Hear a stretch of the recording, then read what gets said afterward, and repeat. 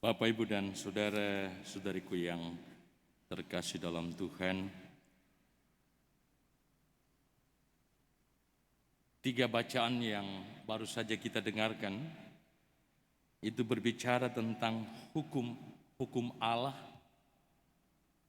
dan berbicara tentang hidup manusia beriman yang digerakkan oleh Roh Kudus untuk melaksanakan hukum-hukum tersebut.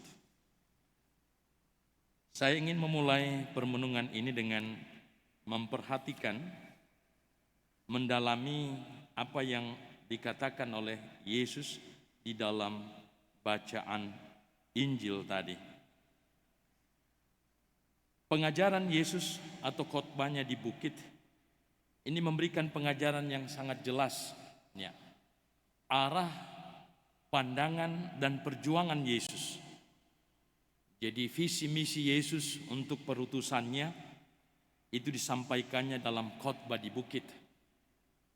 Dan salah satu bagian dari khotbah di bukit itu kita dengarkan tadi di dalam bacaan Injil ketika Yesus mencoba untuk membantu para muridnya mengerti dengan baik makna hukum Taurat itu sendiri dalam kaitan dengan ajaran Yesus, perintah Yesus yang baru. Nah, untuk itu kita diajak untuk merenungkan lebih dalam Taurat itu, ya. Kita tahu 5 kitab pertama, Kejadian, Keluaran, Imamat, Bilangan, Ulangan, itu disebut kitab Taurat. Taurat dari kata Torah berarti hukum. Artinya di dalam kitab Taurat itu disampaikan begitu banyak pengajaran tentang hukum. Hukum Allah yang bertitik tolak dari turunnya 10 perintah Allah di dalam kitab Keluaran. Kalau kita baca bab 20 ayat 1 sampai 17, 10 perintah Allah itu dijelaskan di sana dan diberikan kepada umat Israel melalui Musa. Apa yang kita dengarkan di dalam bacaan Injil tadi ini, ya, ketika Yesus berkata, "Kamu telah mendengar yang difirmankan, mata ganti mata dan gigi ganti gigi." Kita bisa baca di dalam kitab Keluaran bab 21 ayat 24. Nyawa ganti nyawa, gigi ganti gigi, mata ganti mata. Artinya apa, saudara-saudari? Pada zamannya aturan-aturan seperti ini penting untuk mengatur hidup khalayak orang banyak. Kalau tidak ada hukum, tidak ada aturan, maka semua akan menjadi kacau. Maka harus diatur. Meskipun kalau kita membaca hukum ini dalam sudut pandang kacamata ajaran Yesus tentang cinta kasih, ini pasti bertentangan. Dan itulah maksudnya, saudara-saudari, kalau kita memperhatikan bacaan kita minggu lalu, itu kan berbicara tentang pengajaran Yesus. Dia berkata kepada orang banyak, "Jangan kamu menyangka bahwa aku datang untuk meniadakan hukum Taurat dan kitab para nabi. Aku datang untuk menggenapinya." Artinya apa, saudara-saudari? Kehadiran Yesus itu membawa sebuah pembaharuan, sebuah hidup baru. Apa yang lama itu diperbaharui, tidak dihilangkan. Ya, Yesus menggunakan kata menggenapi. Karena Yesus sendiri dibentuk, dibesarkan dalam tradisi Taurat Musa. Ya.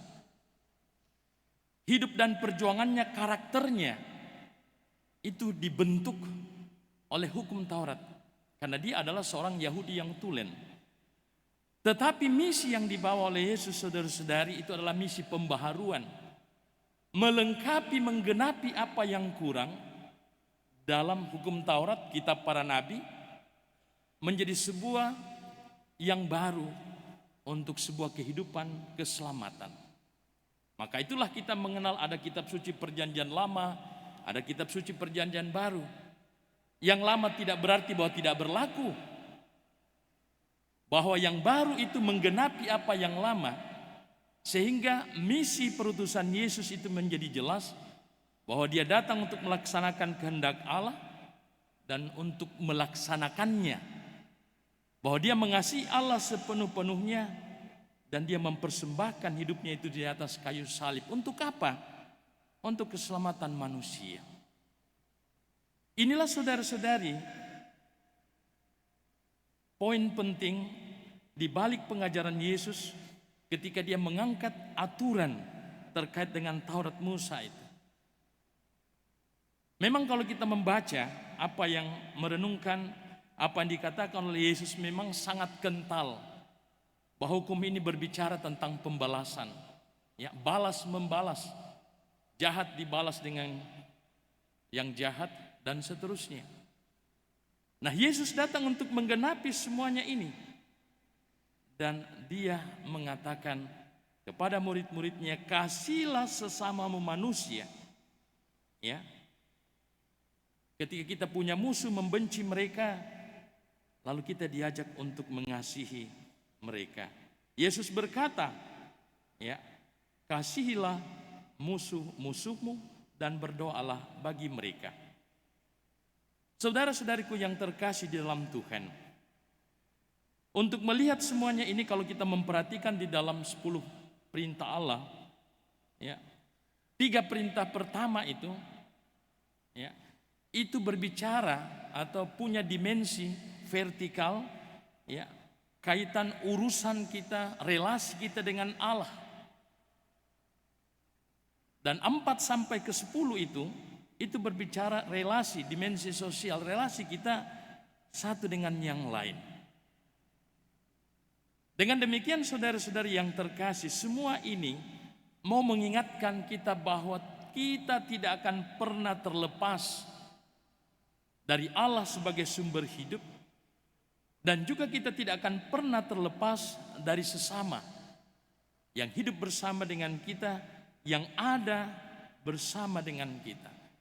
Dimensi vertikal, horizontal itu menjadi bagian yang tak terpisahkan dari seluruh panggilan hidup kita sebagai orang beriman. Dan lihat bagaimana saudara-saudari, Yesus menyempurnakan, menggenapi semuanya itu dengan menyampaikan aturan utama, perintah cinta kasih. Kasihilah Tuhan Allahmu dengan segenap akal budimu, dengan segenap jiwamu, kekuatanmu, pikiranmu. Iya dah, dimensi vertikal. Dan kasihilah sesama manusia seperti dirimu sendiri, dimensi horizontal. Dan di dalam kedua hukum ini, kata Yesus, terangkum semua yang dikatakan di dalam kitab Taurat dan kitab para nabi. Saudara-saudariku yang terkasih dalam Tuhan, itulah sebabnya hari ini ketika Tuhan menyampaikan kepada kita warta tentang hukum Taurat dan pengajaran Yesus yang ingin menggenapi semuanya itu, kita semua bersuka cita.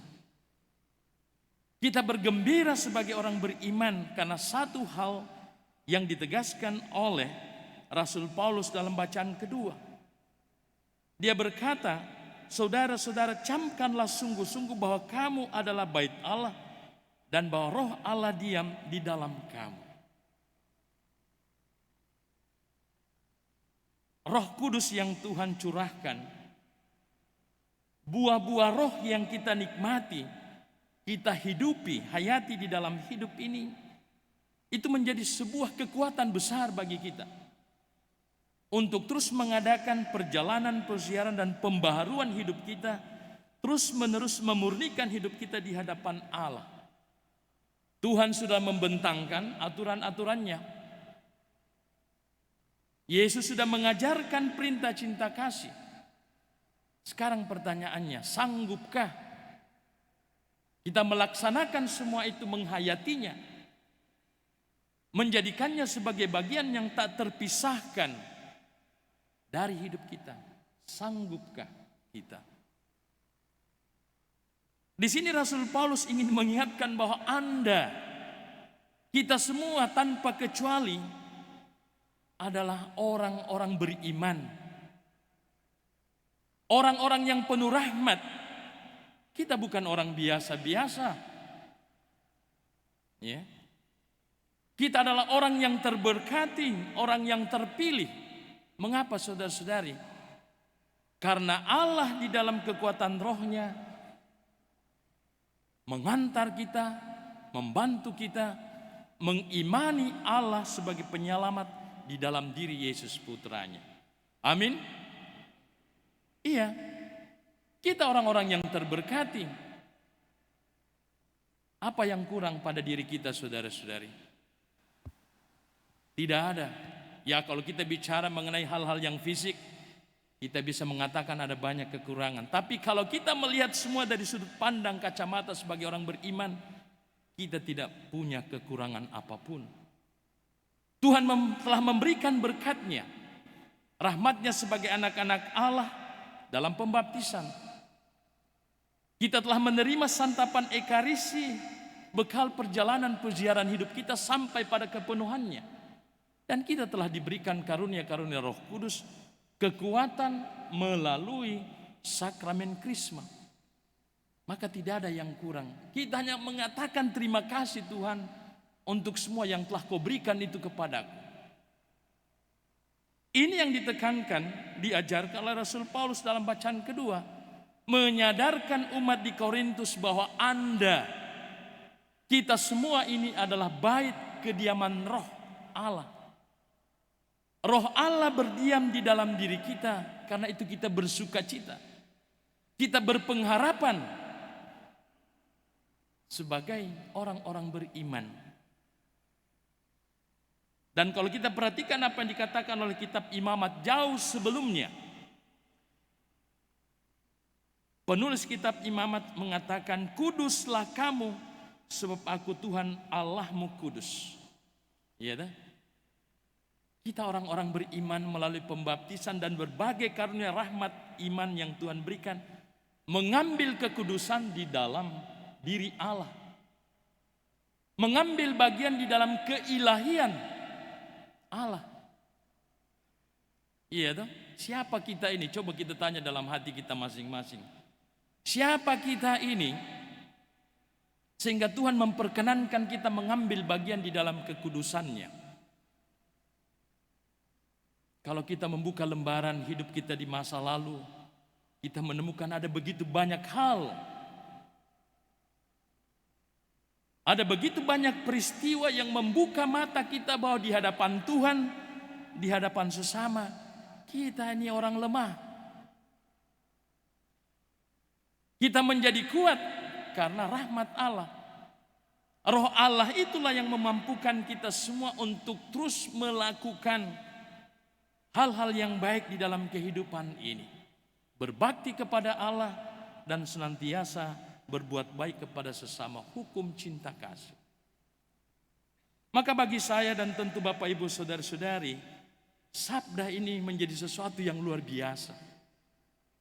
Mengingatkan, menyadarkan kita bahwa di satu pihak kita manusia yang lemah rapuh, tetapi di lain pihak Tuhan dengan segala rahmat-Nya akan memampukan kita untuk setia kepadanya.